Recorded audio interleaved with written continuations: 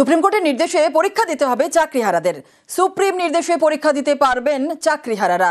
এবার নিয়োগ হবে ৪৪,২০৩ শূন্য পদে। সরকারের ঘোষণার পরেও পরীক্ষায় বসবেন না বলেই জানিয়েছেন চাকরিহারারা।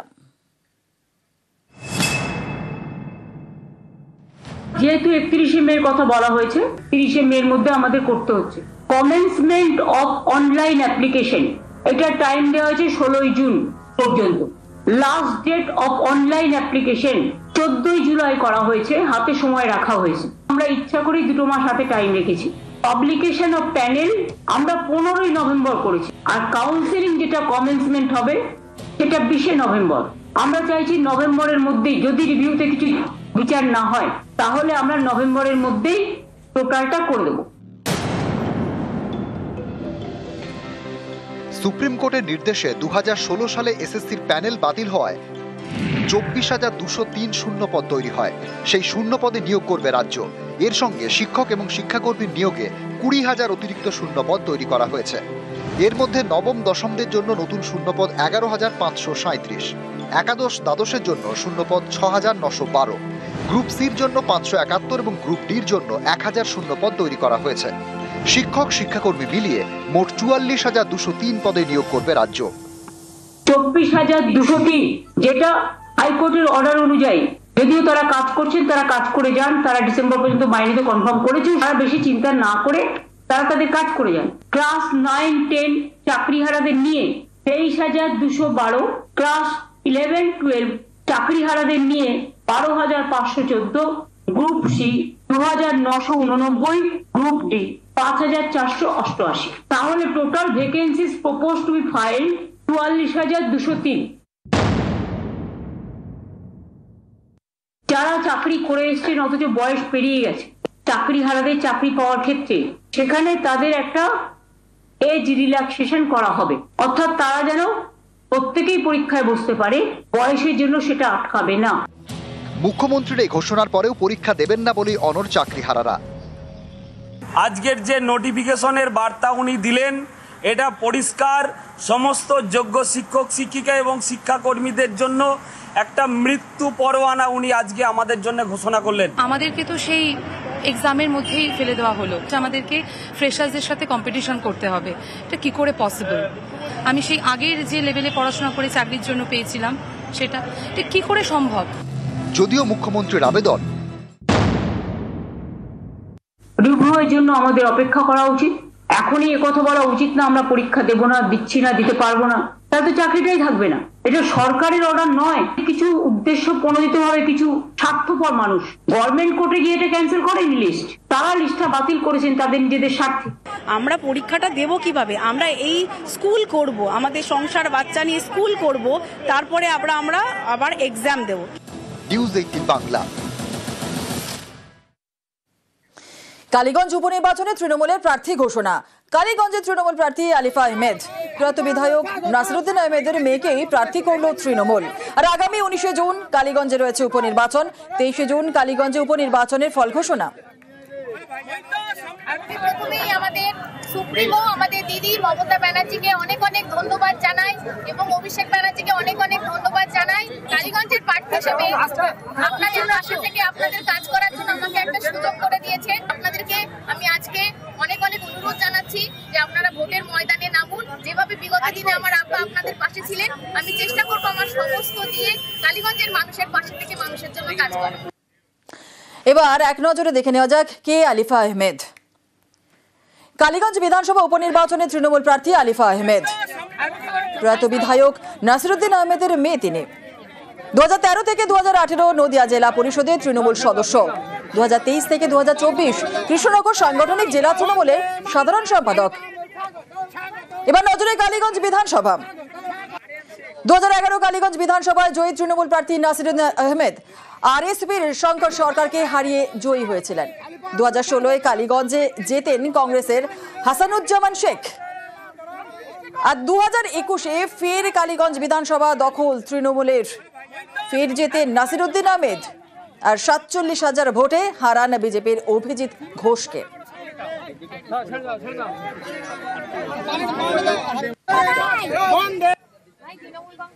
কালীগঞ্জে ভোট প্রচারে তৃণমূল প্রার্থী গতকালই নাম ঘোষণার পরেই প্রচারে আলিফা আহমেদ।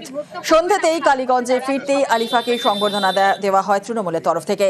কালীগঞ্জ উপনির্বাচনের প্রস্তুতি নিয়ে বৈঠক সারেন আলিফা এবং স্থানীয় তৃণমূল নেতা কর্মীদের সঙ্গে বৈঠকও সারলেন। বৈঠক সেরে রাতেই প্রচারে তৃণমূল প্রার্থী আলিফা আহমেদ। আপনাদের ভোট পার্টি, আপনারা 19শে জুন সকাল সকাল গিয়ে ভোটটা দেবেন। আপনি ভোট তো করবেন, আপনার আশেপাশে যারা আছে সবাইকে বলবেন যেন সুপ্রিম কোর্টের নির্দেশে পরীক্ষা দিতে হবে চাকরিহারাদের। সুপ্রিম নির্দেশে পরীক্ষা দিতে পারবেন চাকরিহারারা। এবার নিয়োগ হবে 44,203 শূন্য পদে। সরকারের ঘোষণার পরেও পরীক্ষায় বসবেন না বলেই জানিয়েছেন চাকরিহারারা। যেহেতু 31শে মের কথা বলা হয়েছে, 30শে মের মধ্যে আমাদের করতে হচ্ছে। কমেন্সমেন্ট অফ অনলাইন অ্যাপ্লিকেশন, এটা টাইম দেওয়া হয়েছে 16ই জুন পর্যন্ত। Last date of online application 14ই জুলাই করা হয়েছে, হাতে সময় রাখা হয়েছে। আমরা ইচ্ছা করি 2 মাস হাতে টাইম রেখেছি।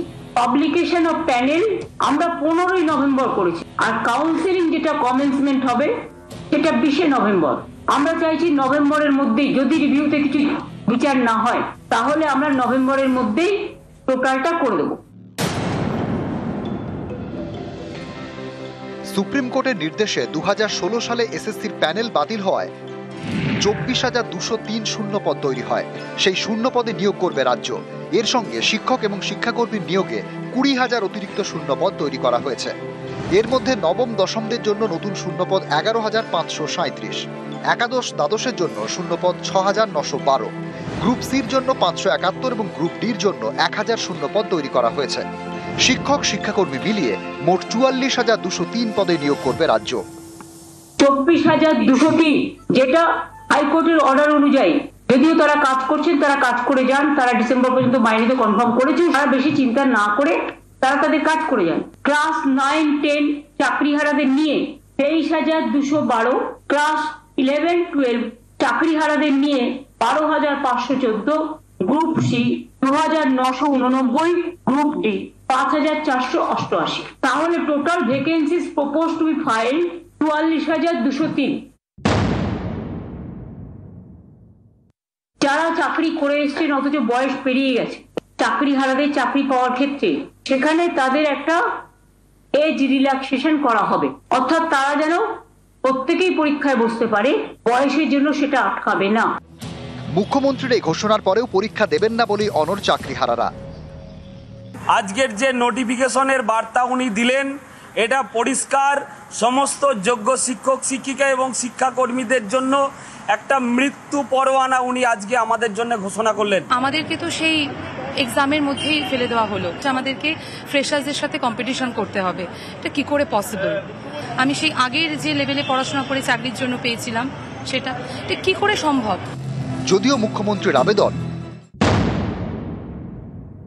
রিভিউয়ের জন্য আমাদের অপেক্ষা করা উচিত। এখনই একথা বলা উচিত না আমরা পরীক্ষা দেব না, দিচ্ছি না, দিতে পারবো না, তাহলে তো চাকরিটাই থাকবে না। এটা সরকারের অর্ডার নয়। কিছু উদ্দেশ্য প্রণোদিত ভাবে কিছু স্বার্থপর মানুষ গভর্নমেন্ট কোর্টে গিয়ে এটা ক্যান্সেল করেনি লিস্ট, তারা লিস্টটা বাতিল করেছেন তাদের নিজেদের স্বার্থে। আমরা পরীক্ষাটা দেব কিভাবে? আমরা এই স্কুল করব, আমাদের সংসার বাচ্চা নিয়ে স্কুল করব, তারপরে আমরা আবার এক্সাম দেব। নিউজ 18 বাংলা। কালীগঞ্জ উপনির্বাচনে তৃণমূলের প্রার্থী ঘোষণা। কালীগঞ্জে তৃণমূল প্রার্থী আলিফা আহমেদ। প্রয়াত বিধায়ক নাসিরুদ্দিন আহমেদের মেয়েকেই প্রার্থী করল তৃণমূল।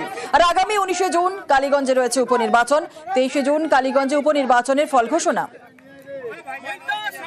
প্রথমেই আমাদের সুপ্রিমো আমাদের দিদি মমতা ব্যানার্জিকে অনেক অনেক ধন্যবাদ জানাই এবং অভিষেক ব্যানার্জিকে অনেক অনেক ধন্যবাদ জানাই। কালীগঞ্জের প্রার্থী হিসেবে আপনাদের পাশে থেকে আপনাদের কাজ করার জন্য আমাকে একটা সুযোগ করে দিয়েছে। আপনাদেরকে আমি আজকে অনেক অনেক অনুরোধ জানাচ্ছি যে আপনারা ভোটের ময়দানে নামুন। যেভাবে বিগত দিনে আমার আব্বা আপনাদের পাশে ছিলেন, আমি চেষ্টা করবো আমার সমস্ত দিয়ে কালীগঞ্জের মানুষের পাশে থেকে মানুষের জন্য কাজ করা। এবার এক নজরে দেখে নেওয়া যাক কে আলিফা আহমেদ। কালীগঞ্জ বিধানসভা উপনির্বাচনে তৃণমূল প্রার্থী আলিফা আহমেদ। প্রয়াত বিধায়ক নাসিরুদ্দিন আহমেদের মেয়ে তিনি। 2013 থেকে 2018 নদিয়া জেলা পরিষদের তৃণমূল সদস্য। 2023 থেকে 2024 কৃষ্ণনগর সাংগঠনিক জেলা তৃণমূলের সাধারণ সম্পাদক। এবার নজরে কালীগঞ্জ বিধানসভা। 2011 কালীগঞ্জ বিধানসভায় জয়ী তৃণমূল প্রার্থী নাসিরুদ্দিন আহমেদ আরএসপির শঙ্কর সরকারকে হারিয়ে জয়ী হয়েছিলেন। 2016 কালীগঞ্জে জেতেন কংগ্রেসের হাসানুজ্জামান শেখ। আর 2021-এ ফের কালীগঞ্জ বিধানসভা দখল তৃণমূলের। ফের জেতেন নাসিরুদ্দিন আহমেদ আর 47,000 ভোটে হারান বিজেপির অভিজিৎ ঘোষকে।